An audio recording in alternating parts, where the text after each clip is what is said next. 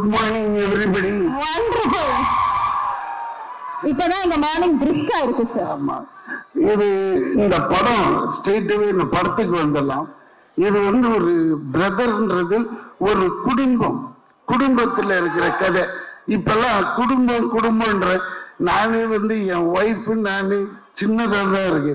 ஆனா இந்த மாதிரி கூட்டு குடும்பமா இருக்கிறது பார்க்கும்போது அவ்வளோ ஹாப்பியா இருந்தது. எப்படின்னா 30 days நான் ஸ்டாப் ஷூட்டிங் இன் ஊட்டி.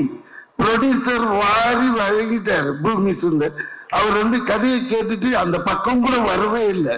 அவ்வளோ அழகான அட்மாஸ்பியர். அப்படி பண்ணும்போது இதுல மாமான்றான், மாமின்றான், சித்தப்பா, சித்தி, அந்த பாண்டிங் இருக்கு பாருங்க, சூப்பரா இருந்தது. நம்மளுக்கு ஒரு ரிலீஃப். ஏன்டா உண்மையிலே இந்த மாதிரி வாழ்ந்திருக்கலாமேன்னு. ஆக்சுவலா நானே வாழல, பொண்டாட்டி கூப்பிட்டு தனியா வந்துட்டேன், அம்மா விட்டு. அப்புறமா தான் ஃபீல் ஆகுது. தனியா வந்ததுனால அப்படியே தனியாவே போயிடுவோம். ஆனா பாண்டிங்கா ஒரு குடும்பத்தோட இருந்தோம்னு வச்சுக்கோங்களேன், சின்ன சின்ன சண்டை கிண்டை எல்லாம் வரும். ஆனா அவங்களுக்கு மரியாதை கொடுக்கணும், இவங்க தப்பா நினைச்சுக்குவாங்க அப்படின்ட்டு அட்ஜஸ்ட்மெண்ட் ஆயிடும்.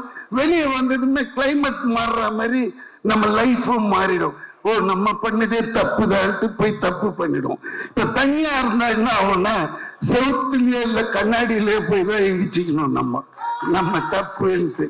அது மாதிரி குடும்பமா வாழணும்னு ரொம்ப ஆசை. ஆனா இந்த படத்தை அந்த மாதிரி எடுத்திருக்காங்க. 2.5 hours என்ஜாய் பண்ணுவீங்க. அதுலயும் ஹீரோ ஹீரோயின் ரொம்ப ஒர்க் வாங்கியிருக்காரு டைரக்டர். அதுக்கேற்ற மாதிரி ஹாரிஸ் சார் நல்ல ஒரு சாங், எனக்கு இந்த சாங் ரொம்ப பிடிச்சிச்சு, மாஸ் சாங் அது ரவியும் ரொம்ப கஷ்டப்பட்டு ஆடி இருக்காரு. உங்களுக்கு பார்த்து அப்படி போயிடுது. அந்த ஒரு மூமெண்ட்ஸும் போட்டு எடுக்கிறதுக்குள்ளால இங்கெல்லாம் இழுத்துக்கும். ஏன்னா நம்ம பார்த்து அந்த ஸ்டெப் ட்ரை பண்ணீங்களா சார்? நீங்க மக்கா மெஷி ஸ்டெப் ட்ரை பண்ணிருக்கீங்களா சார்? நீங்க மக்கா மெஷி ஸ்டெப் பாதி நான் தான் சொல்லி கொடுத்தேன். அப்ப சாண்டி மாஸ்டர் சொல்லி கொடுக்கல, நீங்க தான் சொல்லி கொடுத்தீங்க. சாங் போட்டீங்கன்னா பண்ணுவேன்.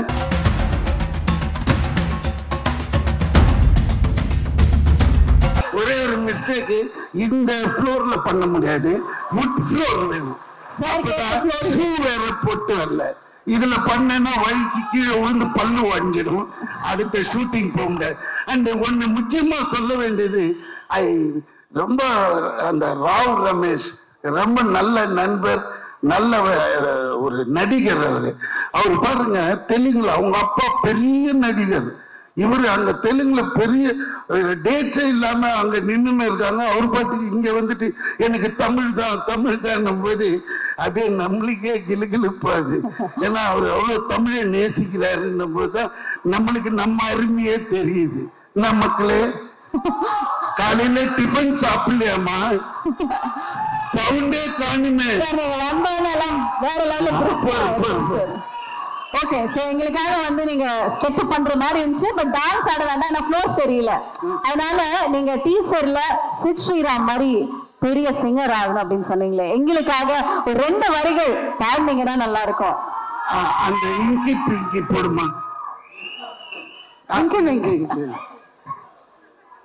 ஏன்னா நீங்க இவ்வளவு கேட்கும்போது ஒரு லைன் பாடாம போயிட்டா கண்டிப்பாக வந்ததுக்கு அர்த்தம் இல்லாம.